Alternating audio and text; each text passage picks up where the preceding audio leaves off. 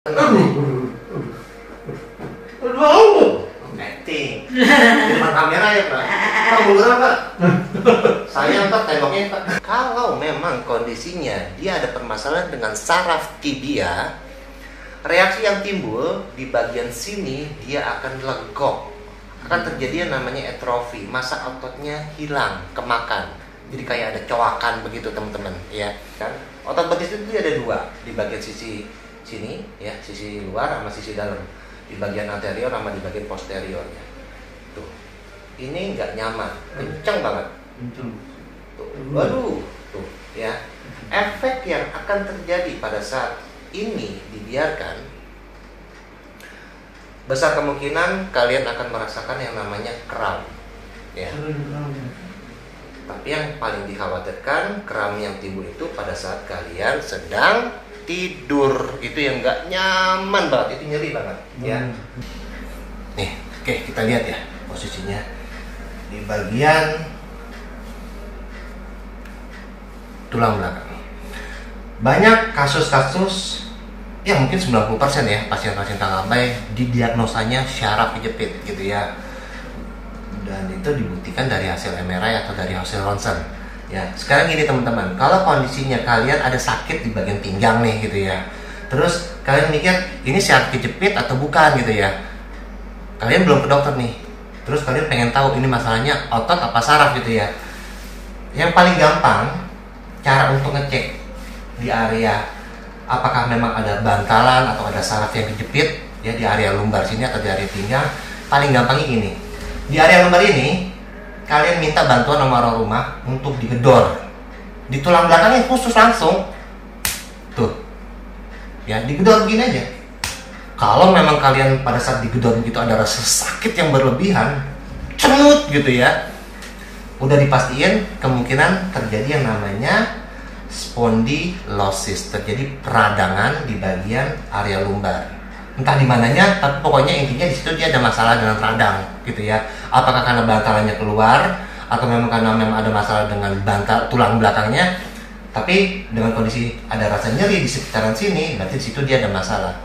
Cuma kasusnya pada saat kalian digedor begini nggak ada rasa sakit berlebihan, berarti permasalahan yang kalian rasakan pada saat itu bukan dari tulang belakang, bukan dari bantalan atau ada masalah dengan syaraf, itu nggak ada ya.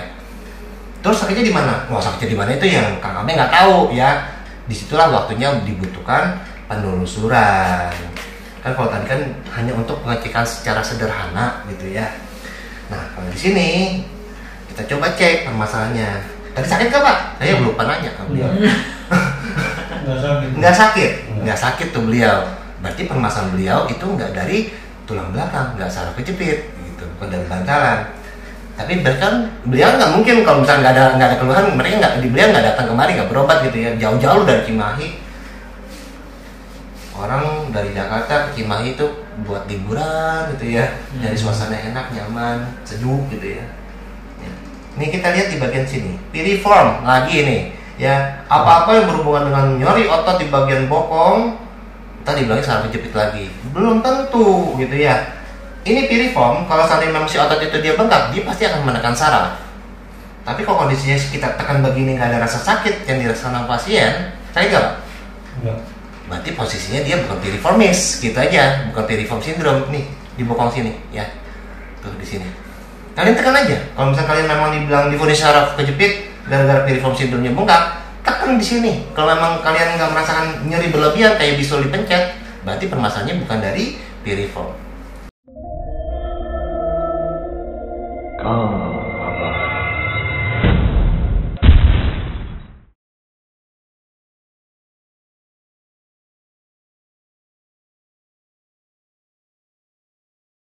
Wah, rekam di YouTube. Oke, assalamualaikum teman-teman semua. Ketemu sama Kang Abai lagi. Kebetulan Kang Abai kali ini kedatangan pasien dari Cimahi, Pak Rahmat. Pak, saya halo dulu dong Pak. Jangan gak kelihatan mukanya dong, kelihatan dong. Nah, itu dia. Beliau dari Cimahi datang kemari karena ada keluhan. Nah, keluhan beliau di bagian sisi gastrocnemius ya Pak ya. Ya. Di bagian paha belakang beliau, di bagian betis beliau udah berasa nggak nyaman banget ya. Mungkin awalnya Sakitnya di mana, Pak? Sakit di sini. Di bagian pinggang tapi menjalar ke bagian sisi paha belakang. Tapi nanti ya kondisinya pada saat dulu ada permasalahan, beliau kompres, rasa sakit yang di bagian atas itu dia udah hilang. Tapi kenapa kok sekarang posisinya dia menetap di bagian sisi betis ini ya? Nanti kita coba cek permasalahannya, kita bedah permasalahan beliau seperti apa. Apakah kategorinya ini kategori nyeri otot, apa nyeri syaraf, apa nyeri sendi, nanti ketahuan. Kalau saat ini kawan-kawan belum tahu ya permasalahannya seperti apa, karena nanti kita coba lakukan penelusuran, nanti di situ baru ketahuan. Oke, kita mulai. Yuk, let's go. Ya, nih beliau datang bersama istri. Iya. Oke. Kita coba telusuri permasalahan Bapak. Ini Bapak betisnya udah kayak betis Tales. Betis Bogor. Ya, kita coba cek permasalahan dari sisi bawah dulu ya, di bagian sisi Achilles tendon. Kalau Abai coba ini lagi. Nah, ya. Di bagian Achilles tendon kita coba cek. Jadi buat teman-teman semua yang memang kondisinya ada permasalahan, usahakan lakukan segera perbaikan. Kalau enggak, penyakit yang berhubungan dengan otot, meskipun otot ya, bukan syaraf, dia sangat menyakitkan ya. Ini kita coba cek di bagian sisi Achilles tendon. Kemari. Ya, di bagian sisi sini, ini ada namanya trigger point. Tuh, tuh. Lihat reaksinya. Ini ya, ketahuan ya di sini. Ini di bagian sisi, di bagian Achilles tendon.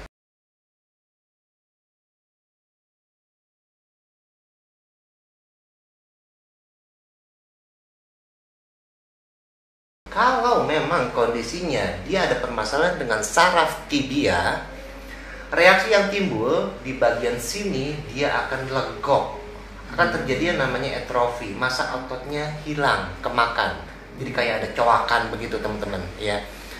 Cuma Kang Abe kan nggak tahu nih setiap permasalahan setiap pasien itu seperti apa, atau mungkin kalian ada masalah dengan di sini juga kan, Kang Abe nggak tahu nih. Kalian lakukan pemeriksaan secara mandiri ya, dilakukan secara sendiri. Lakukan penelusuran secara garis lurus di sini. Kalau memang kondisinya dia sudah legok, hilang, hati-hati ya. Dari sini kita masuk ke bagian sisi gastrocnemius, ke jaringan otot-otot betis. Teman-teman bisa nanti lihat animasi yang Kang Abe coba cantumkan ya, Kang Abe coba tampilkan. Otot betis itu ada dua, di bagian sisi sini ya, sisi luar sama sisi dalam, di bagian anterior sama di bagian posteriornya. Tuh, ini nggak nyaman, kencang banget. Tuh, waduh, tuh ya. Efek yang akan terjadi pada saat ini dibiarkan, besar kemungkinan kalian akan merasakan yang namanya kram ya. Tapi yang paling dikhawatirkan, kram yang timbul itu pada saat kalian sedang tidur, itu yang nggak nyaman banget, itu nyeri banget ya. Benar bisa. Tuh. Nggak salah. Tuh. Ini yang saat ini beliau rasakan di bagian sisi sini. Kenceng banget ya. Tapi apakah permasalahan si pasien itu hanya mencakup di sini aja? Itu belum tahu, makanya dibutuhkanlah yang namanya mapping ya. Kita coba lakukan penelusuran, karena kalau bicara masalah otot dia bisa serangkaian. Tuh, di sini nggak enak tuh. Nah, dari sini kita masuk ke bagian sisi paha belakang. Oke, di bagian paha belakang, kalau kalian ini banyak banget ya kasus-kasus di bagian paha belakang ini bermasalah gitu kan. Dari sakit di bagian bokong menjalar ke paha belakang gitu kan. Itu sakit apa Kang? Otot apa saraf gitu ya. Nah, kita coba cek dulu di bagian paha belakang ini, dia ada 3 jaringan otot. Ya, dari pangkal paha sini nih, ya, dari pangkal paha sini ke sisi luar. Ini namanya bicep femoris.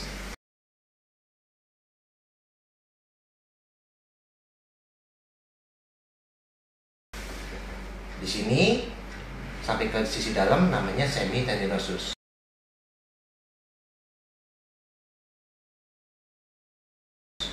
Kemudian sini ada semimembran. Dari ketiga otot ini dikelompokkan namanya hamstring. ya. Nah, dari hamstring itu ada masalah nggak dengan salah satu bagian ini? Kalau memang ada masalah, dibilangnya cedera hamstring. Nih, ini bicep femoris. Aduh. Nih, bicep. Nih, bicep. Aduh, kenapa? Aduh. Kena ya, Pak? Kena. Tuh, ini di bagian bicep. Aduh. Ya. Tapi ingat teman-teman, dari ketiga otot yang ada di bagian paha belakang ini, di bawahnya itu ada namanya saraf. Ada namanya saraf sciatica. Kita lihat apakah memang sarafnya bermasalah. Bentuk otot sama saraf dia beda. Nyeri otot sama nyeri saraf pun juga beda. Kalau kalian merasakan nyeri otot, bentuknya itu rasanya sakitnya itu dia tumpul, senut. Tapi kalau udah bicara masalah jaringan syaraf, nyeri syaraf ya, dia bentuknya dia kayak ketusuk jarum. Nah itu gitu ya. Bentuknya pun juga beda. Kalau bentuk otot dia lebar, tebal ya. Kalau bicara masalah jaringan syaraf, dia bentuknya tuh kayak senar gitar. Semi tendinosus. Nah, ini semi. Tuh di sini.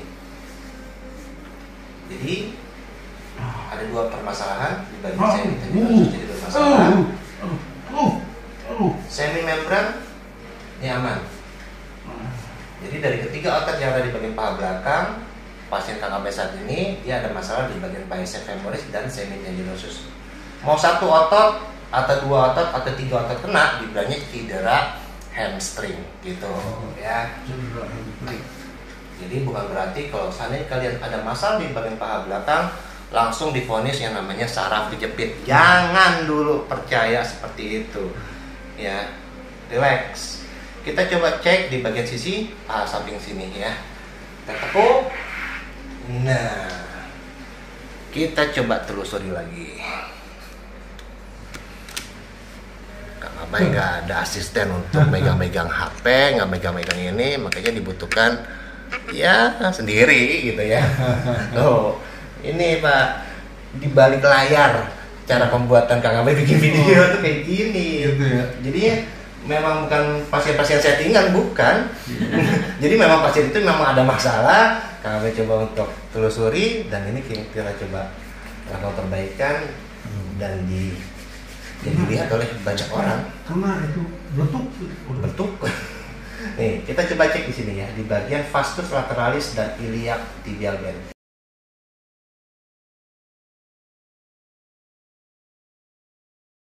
Jadi kalau bicara masalah jaringan otot di bagian paha samping itu dia sebenarnya dikelompokkan namanya 4 quadricep ya, ada 4 otot. Ada iliac tibial band. Jadi kalau kulit yang kita robek, ketemu tuh otot tuh lapisan pertama di bawah kulit, namanya iliac tibial band. Lapisan kedua di bawahnya iliac namanya vastus lateralis, dia berlapis. Tapi itu baru 2 otot, satu ototnya di bagian sisi depan, namanya rectus femoris. Sisi dalamnya lagi itu namanya vastus medialis.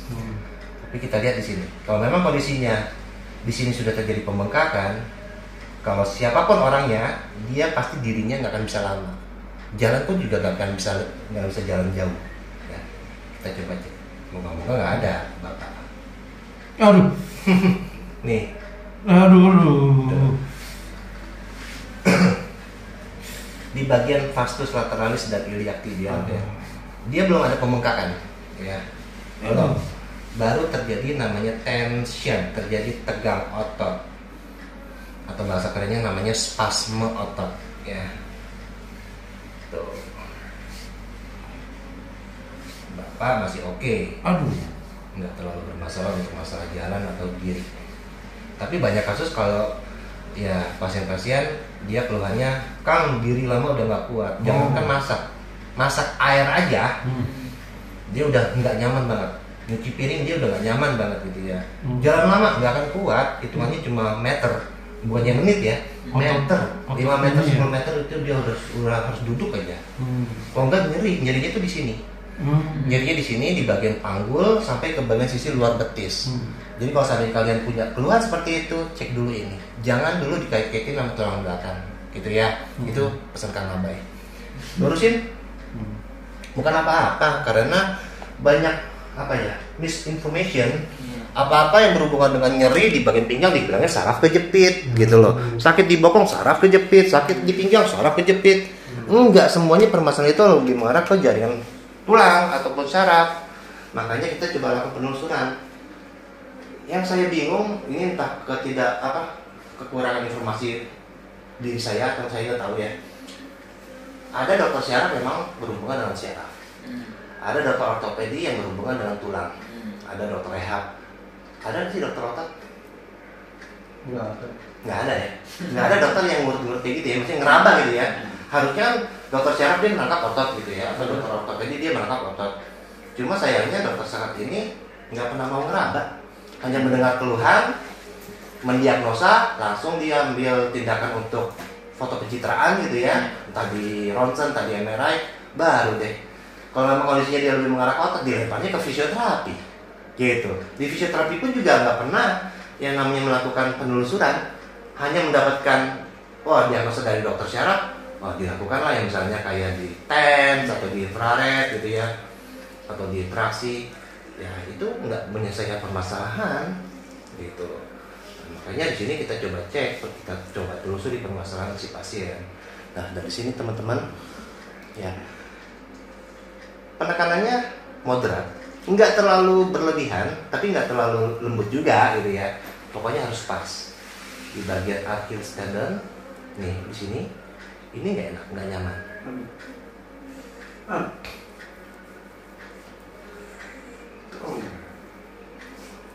Oh ini nggak terlalu pak, aman ya. Di bagian sisi gastrocnemiusnya juga aman. Kalau secara head to head antara kiri sama kanan bapak lebih nggak nyaman. Kanan. Padahal yang bermasalah yang kiri. Kiri ntar di mananya? Apakah di bagian sini? Apakah di bagian sini? Kan ini kita bicara masalah head to head. Iya. Lebih parah yang kanan ya. Karena kalau bicara masalah otot dia per wilayah gitu loh. Iya. Tapi yang kanan lo begitu dipegang benjut. Apakah di pinggang, bapak merasakan nggak nyamannya itu terketahuan gitu. Jadi kalau dibicara masalah nyeri otot dia per wilayah. Tapi kalau udah bicara masalah jaringan syaraf, ada ujung ke ujung gitu. Dia menjalar.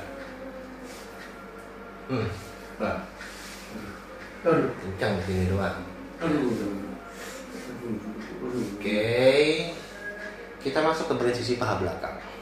Kita lihat nih di bagian sisi paha belakang, sama seperti yang ada di sisi kanan, ada 3 jaringan otot. Dan ini kita coba untuk dilakukan penelusuran. Kalau di bagian paha belakang ada bicep femoris dan semitendinosus yang beliau bermasalah. Tapi kalau misalnya di bagian sisi kiri ini kita nggak tahu. Kita coba cek bicep femoris. Nih, ya. Nih bicep femoris.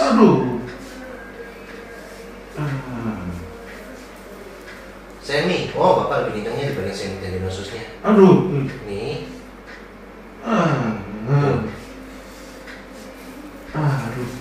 Tapi meskipun ini cuma sebatas otot, kalau memang sudah dia terjadi permasalahan, rasanya juga nyaman. Tapi ada tingkatannya gitu loh. Kalau udah meradang, ya mau dia nyari otot, mau nyari sendi, mau nyari syaraf, kalau udah meradang berarti tetap enak banget. Kena semua dah. Tuh, kan acting. Di depan kamera ya pak. Pak buluran pak. Sayang pak, temboknya pak.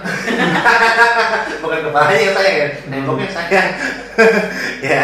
Bukan acting tuh sadar. Oh gitu, lagi sadar diri. Jauh-jauh loh dari Kimahi. Bayang lagi gitu. Nih, di bagian bicep femoris, semitendinosus, semimembran dia aman, gracilis juga bagus. Kalau misalkan udah kena gracilis gitu ya, mungkin teman-teman nggak lihat ya. Tapi kalau misalkan kalau ambil ini, misalkan di sisi ini, pokoknya pas kalian tidur, ini posisi di sini nih, di pinggiran lihat tadi. Pokoknya di sini kalau di bagian sisi gracilis, di bagian abductor magnus, abductor longus dia kena, kenceng kayak kalau misalkan gini tuh kayak kabel, berasa banget. Biasanya reaksi yang timbul itu kalian saat lagi tidur, kadang-kadang si kaki ini dia tuh nendang sendiri, dek gitu loh. Itu permasalahannya dengan otot yang sudah terlalu kencang banget. Kena di sini. Aduh. Nah, untuk mendapatkan sebuah diagnosa itu yang nggak mudah teman-teman ya. Kadang-kadang diagnosanya itu nggak tepat sasaran, salah diagnosa, otomatis kan tindakan yang diberikan juga salah. Hasilnya juga pasti nggak ada. Gitu. Minimal diagnosanya tepat, nah tindakannya yang kita berikan tepat, insya Allah ada perubahan. Relax, kita coba lipat, kita tepuk samping. Nah seperti ini. Ya. Ingat ya teman-teman, kalau memang kalian ada masalah dengan diri lama nggak kuat, jalan lama nggak nyaman, di bagian paha samping kalian coba cek. Ya. Kita coba raba, nggak ada penekanan berlebihan. Kita lihat di bagian vastus lateralis dan iliac tibial band. Duduk nggak? Aduh. Itu masalahnya Pak. Antara kiri sama kanan dia lebih kencang ini. Lebih kencang ya Pak. Nih, harusnya dengan tekanan yang seperti ini, Enggak meletup ya. harusnya dia secara logika gitu ya, nggak ada rasa sakit Pak. Iya.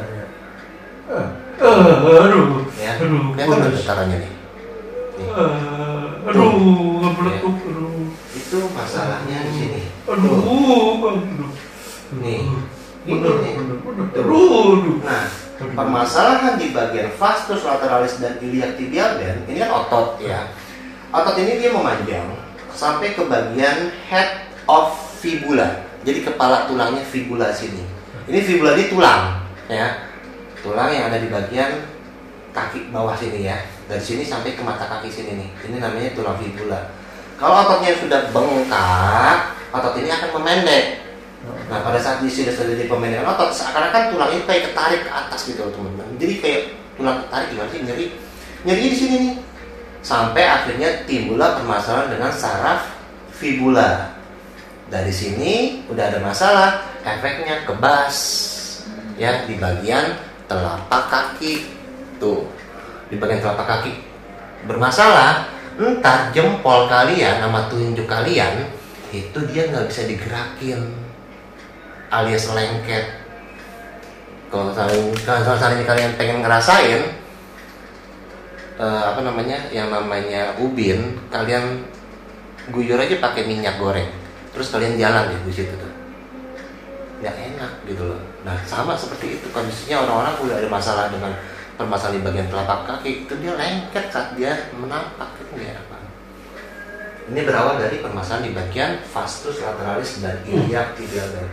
Dan ini nggak ada hubungannya sama saraf tulang belakang ya. Ini murni otot. Jadi kalau memang ada kalian ada masalah di sini, jangan dulu dikagetin tulang belakang, bukan saraf kejepit gitu ya. Kadang-kadang kesel kalau misalkan dengar pasien tuh kata dokter bilang saraf kejepit lagi. Ini Kang Abah coba untuk buka-bukaan aja, bongkar-bongkaran gitu ya. Bukan pasal 1 pasal 2 ya. Ingat ya. Apa yang dikatakan dokter itu bukan pasal 1 pasal 2. Ingat kan? Pasal 1 pasal 2. Yang meletup nih. Uratnya nih. Aduh, peres bukan. Peres. Peres. Kang Abah yang urus enak. Enggak. Aduh. Enggak capek. Begini doang nggak capek. Dan ini sakit tuh. Ya, tuh diketawain sama ibu sama nyonya. Oke, kita lihat di bagian panggul. Padahal nggak kencang itu. Nggak kencang, nggak serius nggak kencang ini. Oke, kita lihat di sini ya. Nih, oke kita lihat ya posisinya di bagian tulang belakang. Banyak kasus-kasus ya mungkin 90% ya pasien-pasien Kang Abah didiagnosanya syaraf kejepit gitu ya. Dan itu dibuktikan dari hasil MRI atau dari hasil ronsen. Ya, sekarang gini teman-teman, kalau kondisinya kalian ada sakit di bagian pinggang nih gitu ya. Terus kalian mikir ini syaraf kejepit atau bukan gitu ya. Kalian belum ke dokter nih. Terus kalian pengen tahu ini masalahnya otot apa saraf gitu ya. Yang paling gampang cara untuk ngecek di area apakah memang ada bantalan atau ada saraf yang kejepit ya di area lumbar sini atau di area pinggang. Paling gampangnya ini, di area lumbar ini kalian minta bantuan sama orang rumah untuk digedor di tulang belakangnya khusus langsung. Tuh, ya digedor begini aja. Kalau memang kalian pada saat digedor begitu ada rasa sakit yang berlebihan, cenut gitu ya, udah dipastiin kemungkinan terjadi yang namanya spondylosis, terjadi peradangan di bagian area lumbar. Entah di mananya, tapi pokoknya intinya di situ dia ada masalah dengan radang gitu ya. Apakah karena bantalannya keluar atau memang karena memang ada masalah dengan bantal tulang belakangnya, tapi dengan kondisi ada rasa nyeri di sekitaran sini, berarti di situ dia ada masalah.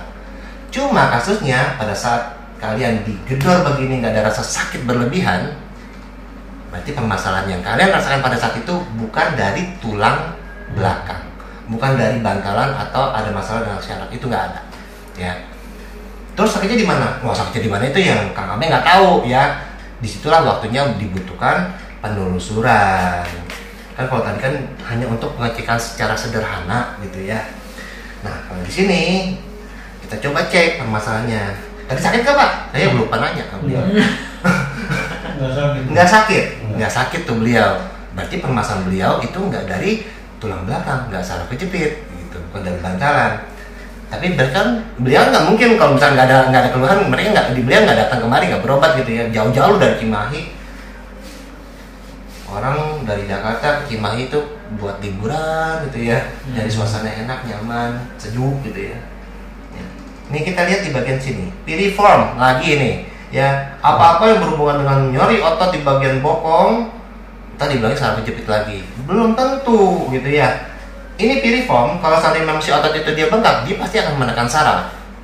Tapi kalau kondisinya kita tekan begini nggak ada rasa sakit yang dirasakan pasien, sakit nggak Pak? Enggak.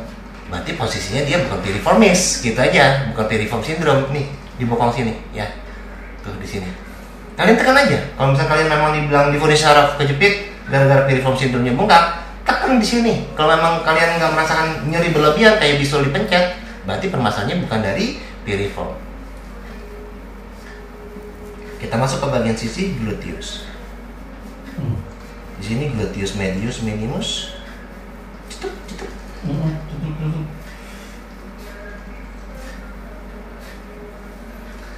Longissimus thoracic dan iliac costalis lumborus. Kalau memang di situ nggak ada permasalahan, ya kalau Bapak bilang ya aman, nggak ada masalah. Oblik atau otot perut samping, ini kita coba cek. Hati-hati pedas perih nih, ya. Soalnya otot-otot perut Bapak ini kaku nih. Nah, kasus banyak pasien dia sering nyeri pinggang, jangan dulu dikait-kaitin sama tulang belakang juga ya.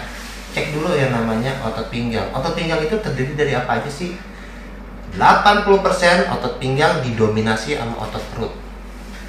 Otot perut itu dia dari sini teman-teman, namanya eksternal oblik, dari sini sampai ke pusar. Tuh, sisanya sampai ke tulang belakang cuma berapa persen? Cuma 20%. Ada longissimus thoracic, ada iliac costalis lumborus, ada multifidus gitu ya, ada quadratus lumborus. Itu kemungkinan kalau memang kondisinya nggak ada masalah, berarti permasalahannya di bagian sisi otot perut samping, di bagian eksternal atau internal oblik. Rasanya kalau memang otot-otot ini udah kaku, nggak enak banget. Tuh. Kita masuk ke bagian 100 posterior. Jadi kalau seandainya memang teman-teman nanya, Kang, cara pengobatannya kayak gimana? Ya ini kayak gini pengobatan Kang Abai gitu ya, diurut gitu ya.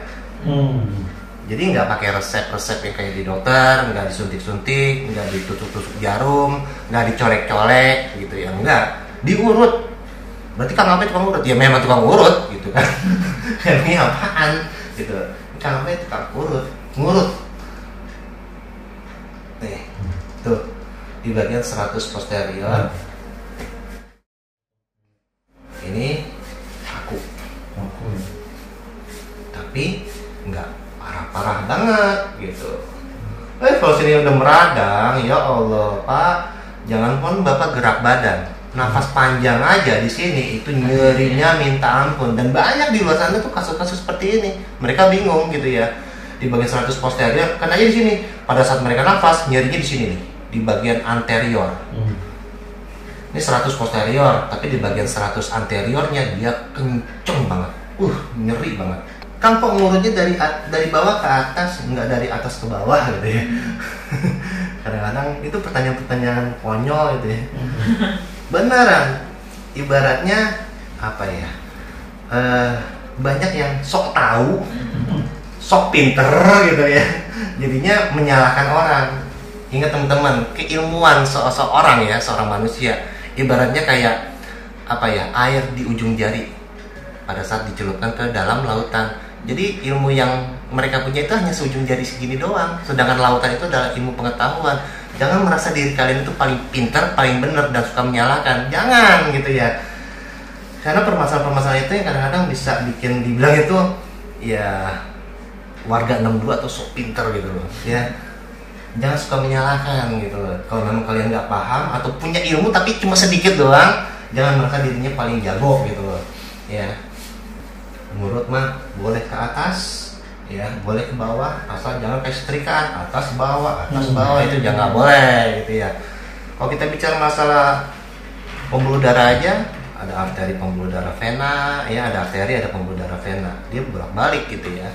Tapi kalau udah bicara masalah jaringan otot, bisa kanan, bisa ke kiri, bisa ke samping, nggak ada masalah, nggak ada aturan baku, nggak ada yang namanya yang membenarkan hanya ke atas aja, enggak. Ada aliran darah yang mengalir ke jantung, ada, tapi dari jantung pun juga mengalirkan darahnya ke bawah, ke bagian organ, itu juga ada gitu.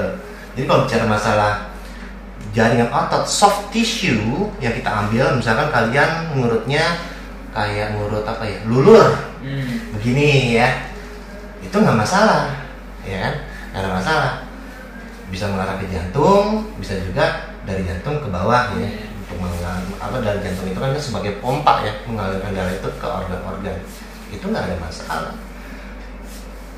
Tapi kalau udah bicara masalah deep tissue, jaringan yang kita ambil cukup dalam, nggak hanya bisa ke atas, nggak bisa ke bawah juga, itu boleh, nggak ada masalah. Mau ke samping pun juga begini, nggak ada masalah. Siapa mau nyalakan? Nggak ada yang menyalakan gitu ya. Di bagian gluteus medius minimus dia kaku doang. Kalau saran saya, kurangin aktivitas tanpa gerak ya Pak. Kurangin aktivitas tanpa gerak.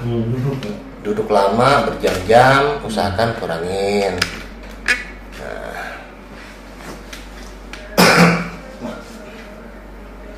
Nih, sekarang kalau dari atas ke bawah nih ya. Tuh. Di bagian quadratus lumboris kita coba cek.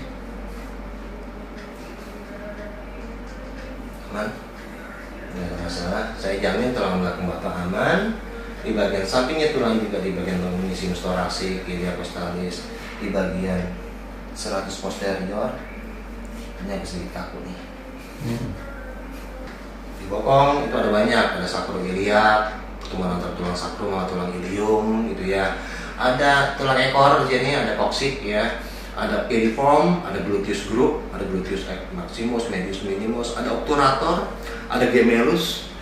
Jadinya kalau memang kalian ada masalah di bokong, bukan berarti kalian salah kejepit. Cek dulu masalahnya di mana. Kalau udah bicara masalah otot ya dibilangnya otot, jadi otot.